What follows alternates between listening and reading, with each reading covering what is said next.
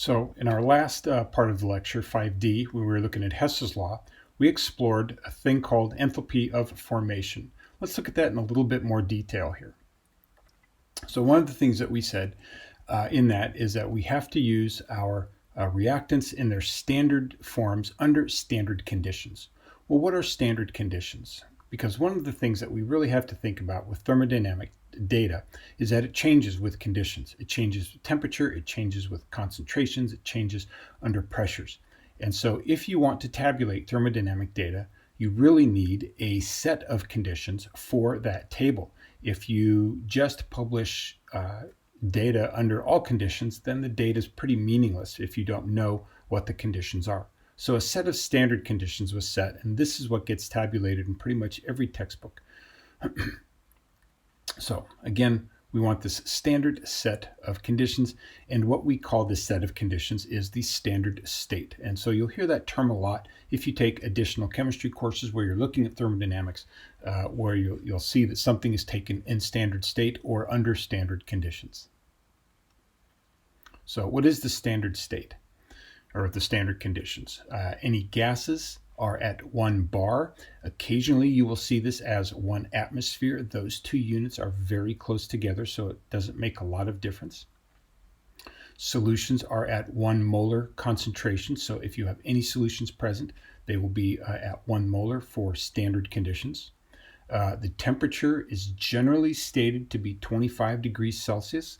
However, depending on the purpose of the thermodynamic tables, other temperatures can be specified. If you are working in an environment that regularly uses high temperature thermodynamics, then you might have 100, 200, 400 degrees Celsius as the standard condition. If that's the case, it will say so. You may also have something for very cold temperatures. And then elements or compounds are in their most stable form for the stated temperature. You'll notice in that methane example in the previous lecture that we used carbon in a graphite state. Graphite is the most thermodynamically stable form of carbon under standard conditions. It is not diamond. Diamond actually is slightly less stable than graphite. So we always have to use graphite in that form, or carbon in the graphite form, if we are going to do a standard state reaction. When you have a delta H value that is under standard state conditions, you'll see a little degree superscript or circle. So we have delta H0 is a lot of the ways that we say that. So that little zero that sits right up here on our slide here, that indicates that that delta H is under standard state conditions. So once again, let's look at that elemental state, because in addition to experimental conditions, the state of the reactants must be specified. We talked about the carbon here just a moment ago. If we look at carbon, we know that both diamond and graphite exist at room temperatures, and now we know we have other forms as well. We have graphene, we have buckyballs, we have bucky tubes, all kinds of different things. Graphite is still the most thermodynamically stable form. And you can see this if you look at a table and look at the delta H0 value for each form. They will both be listed in a table at the back of any textbook. You can always identify which of those is the standard elemental form because it will have a reported enthalpy delta H0 equal to 0. Okay, so your delta H0 will be equal to 0 for anything under its standard conditions. So you'll also see that the delta H has a little subscript F in it, which stands for formation. So this is how you'll see delta H formation tabulated in these thermodynamic tables, is delta HF 0. And again, the little f there means formation. So we looked at one reaction already for enthalpy of formation. Let's look at another reaction here that looks a little bit different from how we might want to balance something.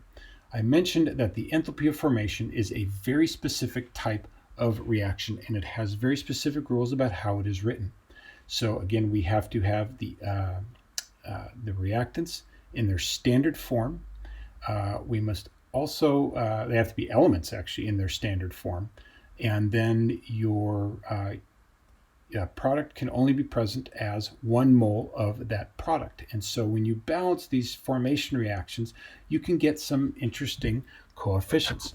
Now here we have the formation reaction for water. We have H2 gas right here. We have O2 gas, and we have H2O liquid. Liquid is the most stable form of water under standard conditions. Now, we don't normally balance our reactions with fractional coefficients. However, here we have no choice because the rules of the formation reaction take precedence. So we have to make just that 1 mole of water, and to do that we have to have half a mole of oxygen in order to do that. And we see that we have a delta HF of minus 285.8 kilojoules. Here's just an example of some of the enthalpies of formation or heats of formation that you might see in a table. This is a table that's taken out of a different book. I just happen to have the graphic for it. We can identify those elemental forms. So here we see bromine in liquid form. It has a 0 for the delta H. That means that bromine Br2 in liquid form is the standard state for bromine under standard conditions. We have calcium solid. We have carbon in the graphite form. You can see carbon in diamond form is just a little bit different. It's not 0, which means it's not the standard form. We have H2 gas, chlorine gas, oxygen gas. You see all these zeros: silver metal, sodium metal, sulfur 8 is actually the form of sulfur that exists when it's in its elemental form. In a rhombic crystal structure as opposed to a monoclinic crystal structure. So you may not know what those means. You probably don't, but notice that they have just a slightly different delta H, and the one that is 0 means that that is the standard form. So that's the easiest way to identify the standard form of an element.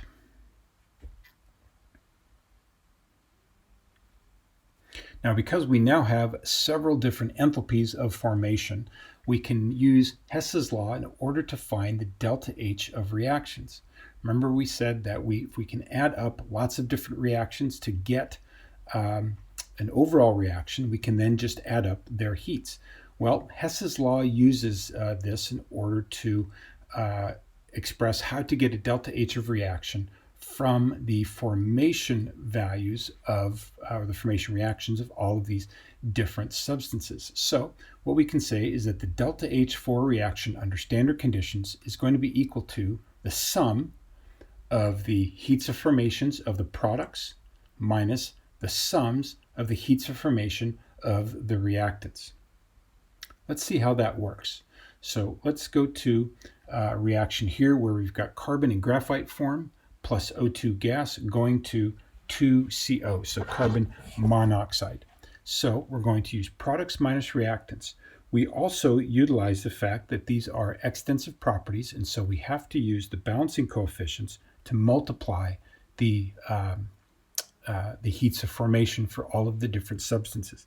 So heats of products, so we're going to take 2 times the heat of formation of carbon monoxide minus 2 times the heat of formation of carbon in the graphite form plus the heat of formation of O2 in its gaseous form. So here is the sum of my reactants.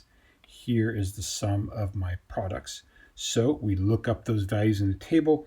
We have 2 times minus 110.5 kilojoules for the CO. We have 2 times 0 plus 0 for the carbon graphite and the O2 because they are both elemental forms, and so their delta HF is 0. And so I get a delta H of reaction here of minus 221.0 kilojoules. So that's how we handle these types of problems. So if we were to add up a series of reactions, different reactions to try to come up with this reaction, we'd get the exact same answer. Here's another example. So we have 2H2S plus 3O2 goes to 2H2O plus 2SO2. Not quite so many elemental forms here. We have a lot of compounds, and so we have a lot of different values, but we still handle it the exact same way. So when we look up our heats of formation, we have the heat of formation of H2S as minus 20.5. Oxygen, of course, is 0 because it's elemental. Heat of formation of water is negative 285.8, and heat of formation of SO2 is negative 296.8. Now you've got to be very careful when you're looking up something like water, because if you look in the table, you'll see that water has different forms for its heat of formation. All three phases of water will be in the table: liquid, solid, and gas, and they all have a different delta H. So you have to make sure that you know what phase you're using and that you use the proper value for that phase. So we're going to go sum of our products minus the sum of our reactants. We're going to use the balancing coefficients to multiply each of the delta H's by. So we've got our 2, 3, 2, and 2 here. So for our water, we've got 2 times negative 285.8 plus 2 times our SO2 at negative 296.8. So that is the sum of my products minus the sum of my reactants, which is going to be 2 times minus 20.5 for the H2S. Oxygen, of course, is 0, so 3 times 0. And when you add all of this up, you get a negative 1124.2. So kind of fun to do those problems. Not too bad as far as the math involved. Lots of places to make mistakes. You always have to double check your work and be careful about the values that you're looking up. So that finishes out this part of the lecture. And as always, if you have any questions, make sure you contact me.